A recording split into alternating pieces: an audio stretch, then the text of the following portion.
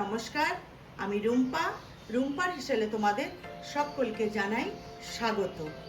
আমি প্রতিদিনের মতো আজও নতুন একটি খুবই মজাদার রেসিপি নিয়ে চলে এসেছি। আজকে আমি একটি সম্পূর্ণ ইউনিক রেসিপি তোমাদের মধ্যে শেয়ার করব। সেটা হচ্ছে লাল শাকের একটি রেসিপি। তা লাল শাক তো আমরা সাধারণত লাল শাক মানেই আমরা ভাজি, অনেকে নিরামিষভাবেও করে, আবার অনেকে আমিষভাবেও আমরা করি, চিংড়ি মাছ দিয়ে, কখনো বাদাম দিয়ে, পোস্ত দিয়ে বা রসুন পেঁয়াজ দিয়ে। তা আজকে আমি যে রেসিপিটা করব সেটা সম্পূর্ণ ইউনিক। আজকে আমি সবজি দিয়ে লাল শাকের একটি রেসিপি তোমাদের মধ্যে আমি শেয়ার করব। এটা আমি আমার মায়ের কাছ থেকে শিখেছি, ভীষণই ভালো লাগে খেতে। তোমরাও চেষ্টা করবে এই রেসিপিটা একদিন হলেও বাড়িতে ট্রাই করে দেখবে, ভীষণই ভালো লাগবে। ভালো লাগলে একটা লাইক করো, আর যারা আমার চ্যানেলটিকে এখনো সাবস্ক্রাইব করোনি তারা সাবস্ক্রাইব করে আমার পাশে থেকো। তাহলে চলো এই রেসিপিটা করতে আমার কি কি লাগবে সেটা তোমাদের একটু দেখিয়ে নিই। দেখো, এই রেসিপির মেন জিনিস হচ্ছে লাল শাক। লাল শাকটাকে দেখো আমি ভালো করে বেছে কেটে ধুয়ে নিয়েছি। এখানে এক আটি লাল শাক নিয়েছি, আর লাল শাকটা কিন্তু বড় বড় করে কাটতে হবে। দেখো আমি এইভাবে কেটেছি, একটা পাতাও কিন্তু আমি কুচিয়ে কাটিনি, এরকম গোটা গোটাই রেখেছি। আর ডাঁটগুলো ঠিক এরকম বড় বড় করে, কোনো রকমই কুচিয়ে কাটা যাবে না, বড় বড় করে কাটতে হবে। আর তার জন্য এখানে সবজি নিয়ে নিয়েছি। দেখো এখানে বেগুন নিয়ে নিয়েছি, একটা বেগুনের অর্ধেকটা আমি এইভাবে ছোট ছোট করে কেটে নিয়েছি। আর এখানে আছে পেঁপে, দেখো পেঁপেগুলোকে এইভাবে ছোট করে কেটেছি। আছে পটল, পটলকে এইভাবে কেটেছি। কুমড়োকেও ছোট করে কেটে নিয়েছি, প্রত্যেকটা ঠিক একই মাপে কেটেছি। আলু দেখো এইভাবে একটা আলুকে এইভাবে ছোট ছোট করে কেটে নিয়েছি।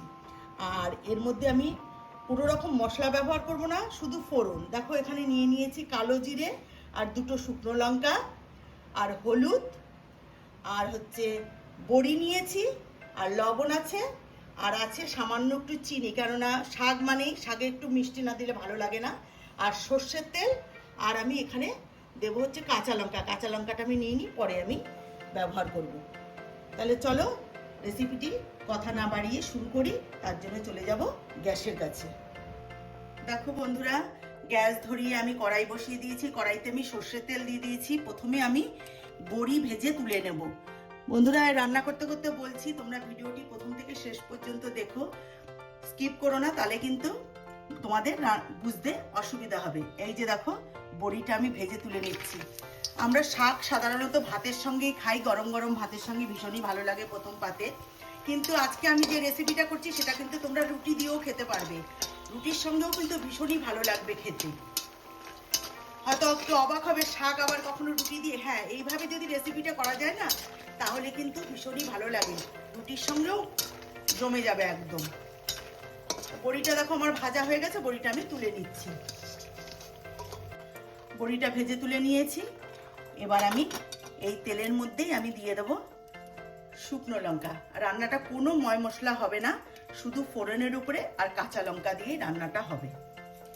এবার আমি লঙ্কাটা একটু ভেজে নিচ্ছি। এবার আমি এর মধ্যে দিয়ে দেবো কালো জিরেটা। এবার আমি দেবো এর মধ্যে সামান্য একটু হলুদ গুঁড়ো দেবো, না হলে সবজিগুলো দেওয়ার পরে তেল গায়ে ছিটে আসতে পারে। একটু সামান্য হলুদ গুঁড়ো দিয়ে নিলাম, তাহলে আর তেলটা গায়ে ছিটে আসবে না। সবার প্রথমে দিয়ে দেবো আমি আলুটা।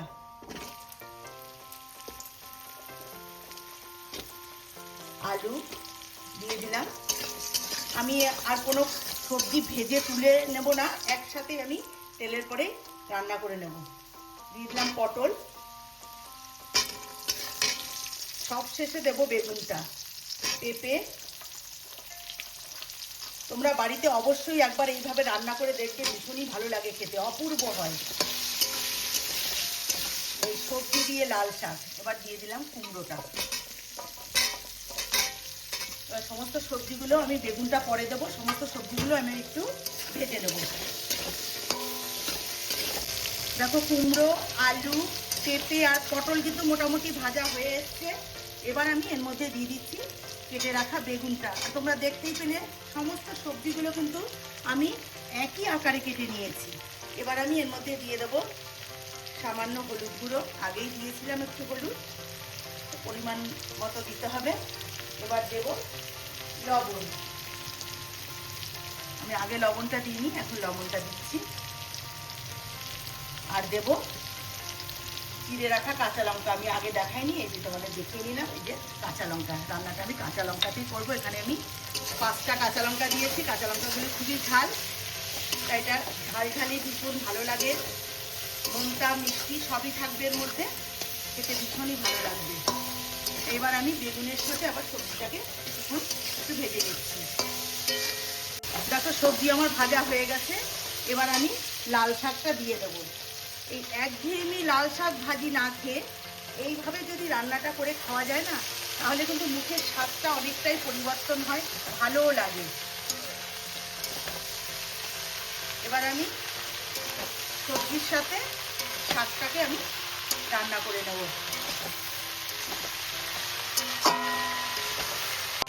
দেখো শাকটা দেওয়ার পরে শাক থেকে জল ছেড়েছিল, সেই জলটাও টেনে গেছে, আর সবজিও আমার সিদ্ধ হয়ে গেছে। শাকে কিন্তু কখনোই শাক রান্না করতে জল লাগে না, শাক থেকে যে জল ছাড়ে তাতেই কিন্তু রান্নাটা হয়ে যায়। তাই এবার আমি এর মধ্যে দিয়ে দেবো একটু চিনি, তাহলে স্বাদের ব্যালেন্সটাও ঠিক থাকবে, খেতেও ভালো লাগবে। এবার আমি এর মধ্যে ভেজে রাখা বড়িটা দিয়ে দেবো।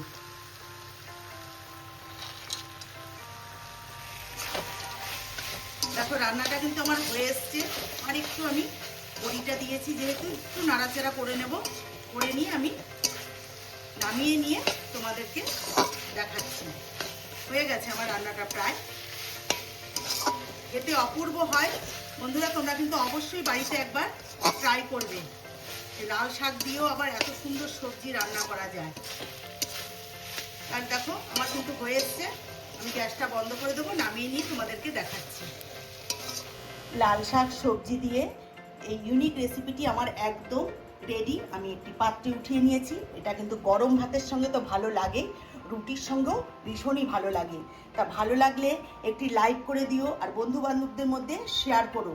আর রেসিপিটি একবার অনুরোধ রইল তোমাদের বানিয়ে নেওয়ার, খেয়ে আমাকে কমেন্টস করে জানাবে তোমাদের কেমন লাগলো। তাহলে ভিডিওটি যদি ভালো লেগে থাকে অবশ্যই একটা লাইক করে চ্যানেলটিকে সাবস্ক্রাইব করে আমার পাশে থেকো।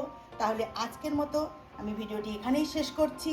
ভালো থেকো, সুস্থ থেকো, নমস্কার।